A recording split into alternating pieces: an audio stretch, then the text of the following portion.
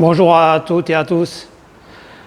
Alors il y a 2 jours, c'était jeudi, je vous ai mis en ligne un de mes comptes qui avait pris plus de, je crois de tête, plus de 250%.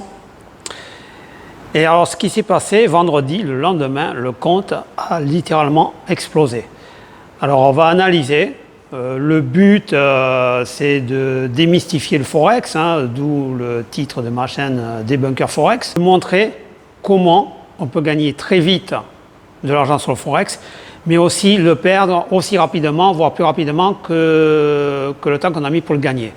C'est ce qui s'est passé sur un de mes 3 comptes. Alors, on apprend de ses erreurs, il faut toujours analyser ses erreurs, qu'est-ce qui s'est passé, qu'est-ce qui a été bien fait ou mal fait, pour essayer de rebondir et de repartir sur une nouvelle analyse un peu plus pertinente du marché. Alors je vous rappelle une chose, c'est que tous mes comptes jusqu'à maintenant sont des comptes de démonstration. C'est-à-dire je trade avec de l'argent virtuel. On est bien d'accord. Quand je vous dis vous pouvez vous connecter sur un de mes comptes, c'est-à-dire vous pouvez vous connecter de mon compte virtuel sur un de vos comptes virtuels. Je ne me permettrai pas de vous dire d'investir de l'argent réel si moi-même je ne mets pas de l'argent réel. Autre chose également, on m'a posé la question, est-ce qu'il serait judicieux d'acheter des robots qui sont vendus sur le site mql5.com? Non, pour la bonne et simple raison que si un robot vous permettait de gagner de l'argent sur une période minimale de 5 ans, il ne serait pas en vente. La personne le garderait pour elle-même.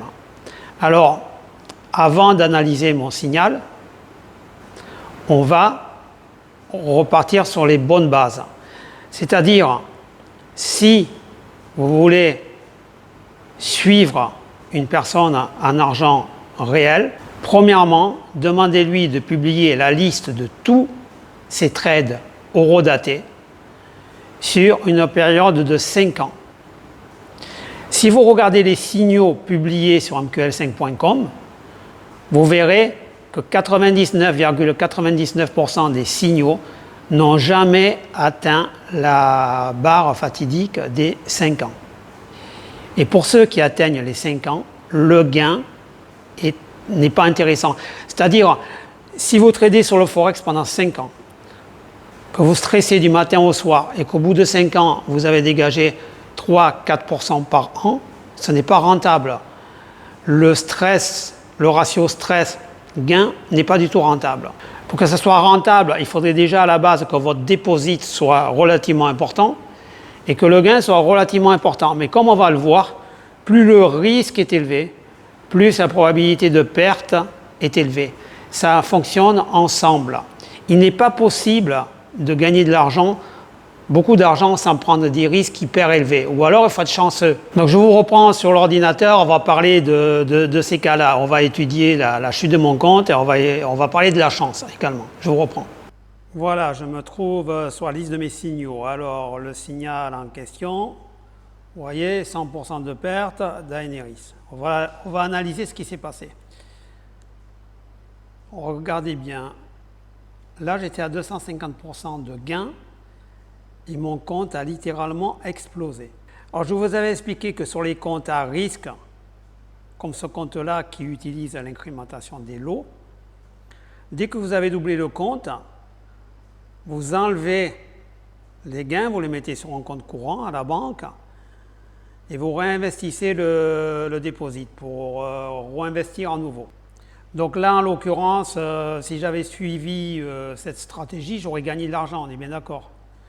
Puisque j'étais passé de 10 000 à pratiquement 30 000 euros. Mais on ne va pas se voiler la face, il s'est passé quelque chose de mauvais, on va dire, de négatif. Alors voilà, vous voyez, j'ai eu ce qu'on appelle margin call. Margin call, ça veut dire appel de marge, c'est-à-dire je n'ai plus assez de dépôt. Alors vous voyez ici la taille des lots. Et j'étais parti sur une taille de 0,18, 0,34, 0,68, une incrémentation de lots par pas de 0,3. Si j'étais parti sur par pas, par exemple, de 0,02, mon compte n'aurait pas explosé, je n'aurais pas eu ce qu'on appelle un margin call. Vous voyez, en fait, c'est ce que je vous ai expliqué, c'est à quelle vitesse vous roulez sur l'autoroute. Là, j'étais volontairement, je voulais tester vraiment le robot à fond. J'étais à 200 à l'heure sur l'autoroute et je me suis scratché. Mais si vous roulez à 100, évidemment, vous mettrez beaucoup de temps à atteindre votre point d'arrivée, mais vous n'allez pas exploser votre voiture. C'est exactement pareil. C'est ça qu'on appelle le money management. Mais plus la taille des lots est réduite, moins vous allez gagner. Donc il est entré ici parce que j'avais programmé le robot pour rentrer à 0,34, 0,30, 0,34 et après avoir une incrémentation des lots. Les deux phases ici, les deux lignes ici correspondent à l'appel de marge, c'est-à-dire le robot devait appeler, passer de 3,06 à 3,36, mais il n'y avait plus assez d'argent sur le compte, d'accord? Donc j'ai eu pratiquement un appel de marge, il est passé à 0,18, il a injecté ce qu'il pouvait, là également. Mais le départ était là, vous voyez, au niveau du timing, c'était c'était ici, c'était à 1 heure, le 13 à 1 heure, à 0,34. Ensuite, il y a eu à 1h02. Donc si je regarde ici, l'or, sur un time frame de 15 minutes, vous prenez la croix ici, cross.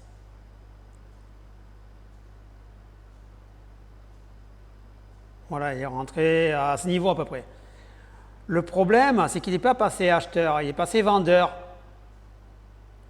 Alors pour quelle raison? Bon, je vais vous expliquer.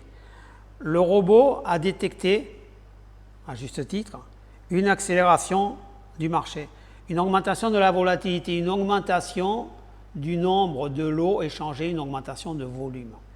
Mais lui ne connaît pas le futur, donc il s'est basé sur le passé.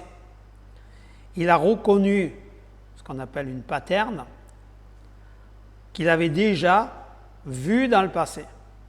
Et il s'est dit par rapport au passé, il a analysé plusieurs patterns passés, et il s'est dit forcément, c'est un signal de vente. Mais le problème, il s'est trompé. D'accord? Il s'est trompé de direction. Donc ce qu'il a fait, lui, il a utilisé par la suite les retracements. Il s'est dit, par exemple, il faut étudier les ordres passés, mais par exemple, si vous étudiez à 1,36, c'était à 4h30.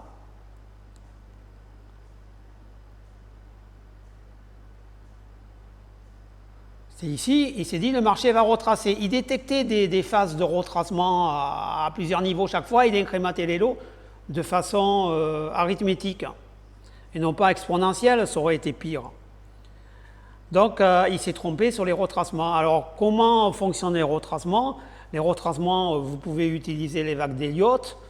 Mais les vagues d'Elliott, c'est une usine à gaz, et puis pour coder ça dans un robot, c'est pas évident.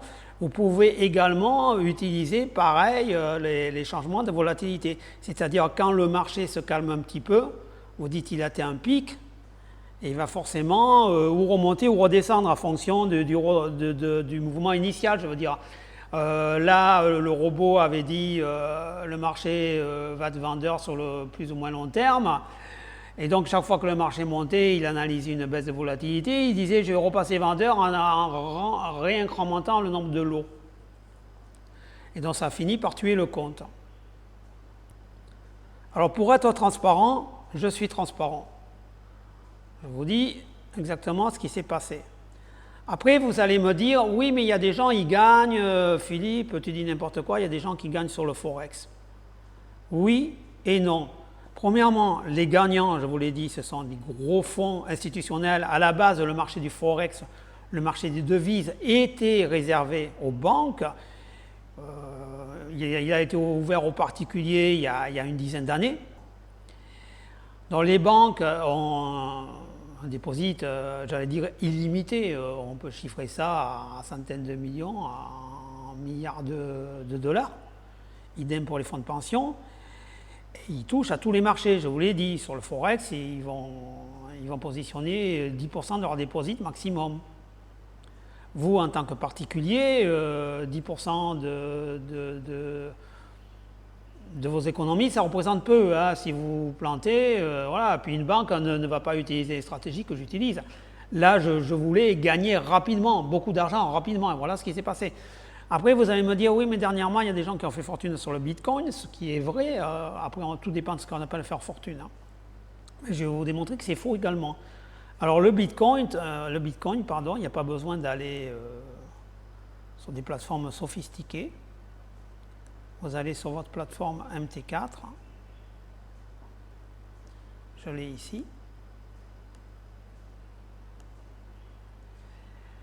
Et vous avez le...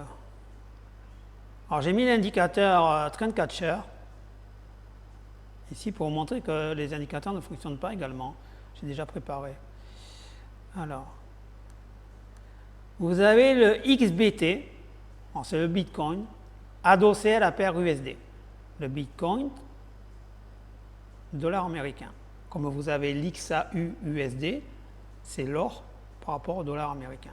C'est-à-dire quand vous achetez du Bitcoin, ici, quand vous achetez des lots, ou des micro-lots ou des mini-lots de Bitcoin, USD, ça équivaut à acheter du Bitcoin et à vendre du dollar. C'est pareil.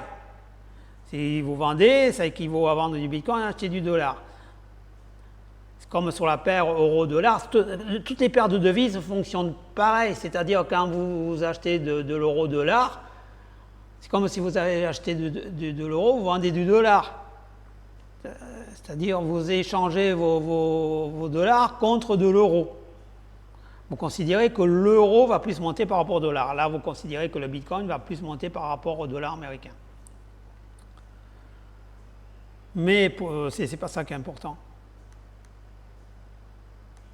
C'est pour vous montrer. Or là, le time frame, c'est-à-dire la durée de chaque barre, c'est journalier.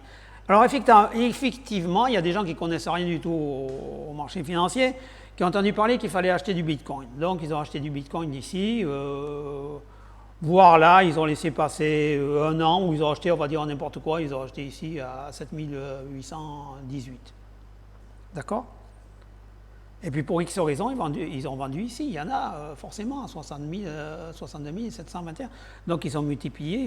Ben, vous faites la division, vous voyez par quelle somme ils ont multiplié. 20, 26, voilà, mais c'est du hasard. Je veux dire, c'est des gens qui n'analysent pas. De toute façon, il n'y a rien à analyser.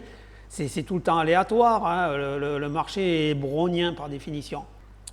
Il y a ce qu'on appelle le Black Swan en anglais. Le Black Swan, en français, ça signifie signe noir. Ça signifie que tous les 5 ans, il y a un Black Swan. C'est-à-dire le marché s'effondre ou alors décolle à la hausse. Et quand vous êtes pris à contre-pied, vous êtes mort. C'est-à-dire moi, j'ai vu un Black Swan sur la paire euro-CHF, c'est-à-dire la paire euro-franc suisse. C'était il y a 5 ans, comme je vous dis, ça se passe souvent tous les 5 ans, tous les 6 ans. Donc là, ça devrait revenir théoriquement. Et j'ai vu devant mes yeux la paire euro-CHF s'écrouler totalement dans la journée, perdre plus, je ne me rappelle plus, c'était énorme, 800 pips, je crois, 800 pips. C'est-à-dire, si vous étiez positionné sur un lot, un simple lot, vous perdriez en quelques instants, en moins d'une heure, 8 000 €. Mais le pire n'a pas été là, c'est qu'après le marché est reparti à la hausse, le marché euro-CFH est reparti à la hausse, c'est-à-dire il s'est écroulé, il a explosé à la hausse le lendemain. Et donc, j'ai vu énormément de brokers anglais faire un dépôt de bilan. C'est-à-dire que quand un broker fait un dépôt de bilan, il perd son argent, mais il perd aussi le vôtre. Hein. Et là, je vous ai mis un des indicateurs qui est relativement bon, qui s'appelle Trendcatcher. Et je vais vous montrer comme ça, vous allez vous dire « Ah oui, c'est génial, il suffit de le suivre. » Ah non. Vous voyez, là, ça marche très bien. Vous vendez ici, vous rachetez ici. Vous voyez l'écart? C'est pour vous. Mais là, vous achetez ici, vous vendez ici. C'est pas bon. Là, vous vendez ici, vous rachetez ici. Pardon. Vous vendez ici, vous rachetez ici. C'est toujours pas bon. Vous achetez ici, vous vendez ici. Vous avez gagné quelques pipes. Et en fait, c'est ça le problème des indicateurs. C'est qu'ils analysent le passé. Et le passé, voilà, par définition, c'est le passé, quoi. Ça ne se reproduit plus. Je veux dire, on a construit des pyramides il y a 4000 ans. Si construire les pyramides, c'était du trading, un robot trading prévoirait la reconstruction des pyramides, par exemple, tous les 100 ans. Et on n'a plus jamais construit de pyramides. C'est pour vous donner un exemple, que le PCC n'est pas transposable dans le futur. Donc il faut trouver d'autres moyens de trader. C'est ce que je cherche à faire. Et des fois, ça ne marche pas. Voilà. Donc moi, je vous le dis, ma façon de travailler, je vous l'ai déjà résumé. Hedging, corrélation, grid fixe, grid non fixe, incrémentation de l'eau, essentiellement arithmétique, mais quelquefois exponentielle, ça dépend du robot, non-incrémentation de l'eau,